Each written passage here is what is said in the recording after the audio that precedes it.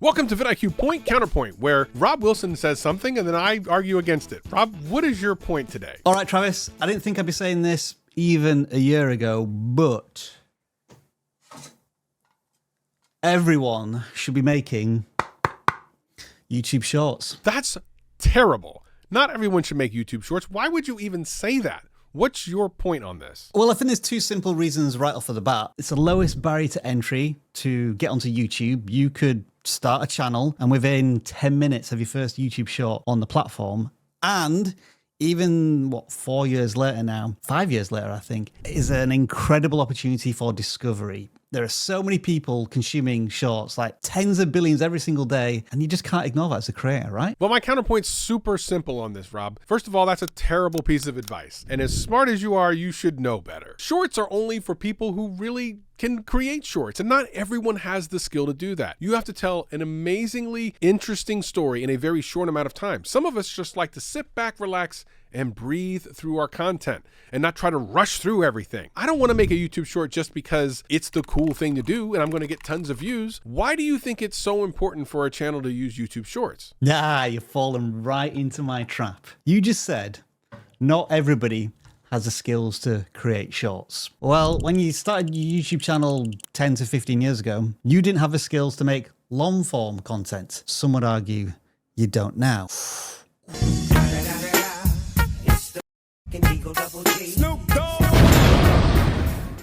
It's got to leave a mark. The point I'm trying to get to here is short form content is simply a different creative discipline. It is a new muscle that you need to work on to build up reps. And it's not necessarily to create a YouTube Shorts channel. What I think you gain from learning how to make shorts is to create content at a different pace. And that can be really valuable even in long form content when, true, you can let a long form piece of content breathe, but there also needs to be different speeds and flows and cadence where it, you allow it to just slow down a little bit. But then there are also moments of high octane, intense action in a video, and understanding how to tell stories really quickly or to pitch a scene in a few seconds rather than a few minutes can, I think, have a real benefit to long form content as well. I mean, I guess I get that. But ultimately for me,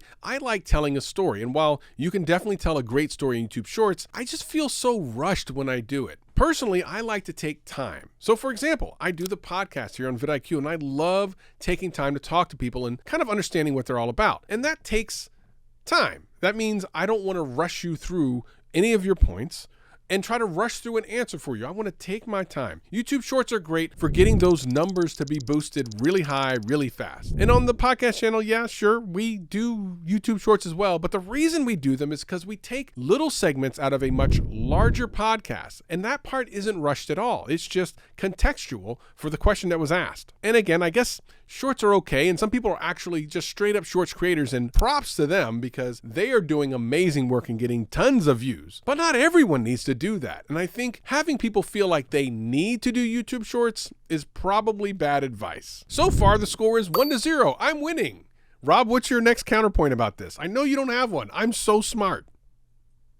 And I have 2 camera angles. Make that 3. All right. I'll see your third camera angle and raise you my 3D printer. Look, the undeniable fact, whether you love them or you hate them, YouTube Shorts, short form content in general, is now here to stay. And it is fiercely competing with long form content for people's attention at this point, especially for the lower demographic.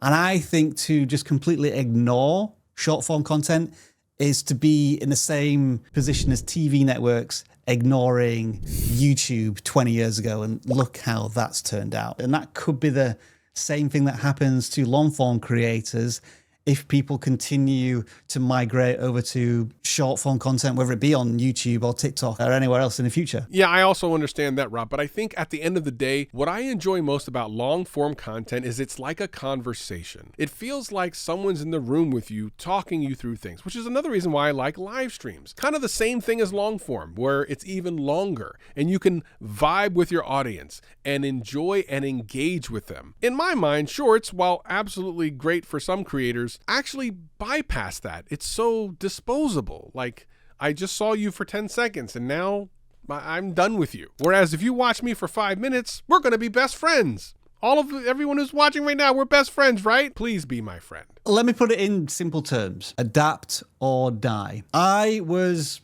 not fiercely resistant to shorts when they first came onto a platform, but I wasn't interested in them. But over time, I've come to appreciate that there is an enormous audience for watching that type of content. And there is no future where I stop live streaming or making long form pieces of content. But adding that additional skill of being able to capture somebody's attention instantly and tell better stories in a fraction of a time gives me extra skills and gifts that I can apply to all of my content, not just YouTube Shorts. So even if you're experimenting with the idea and you don't upload any of those videos as shorts, at least you can say that you're appreciating the future of video content. And that also extends itself to, there's that scary word in the room right now, AI. I mean, okay, I guess you're right. I will concede that, Rob. There are some instances where using YouTube Shorts actually makes a lot of sense. And I can think of some as well, promotional things. And like I said before, the podcast actually uses them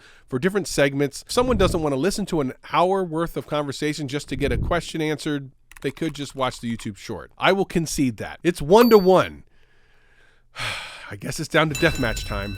What's your final point? Make YouTube Shorts because Rob Wilson said so. Feels pretty convincing to me. That's a devastating blow for me. No, it's not. It's terrible.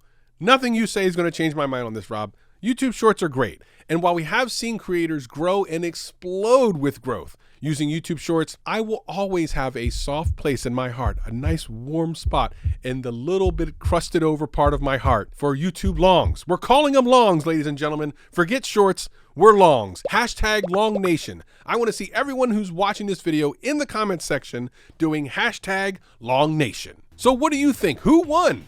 I think it was tied 1-to-1, but maybe I actually won. If you're smart, hashtag Long Nation, let me know in the comments below. And if you like content just like this, we got another video right here.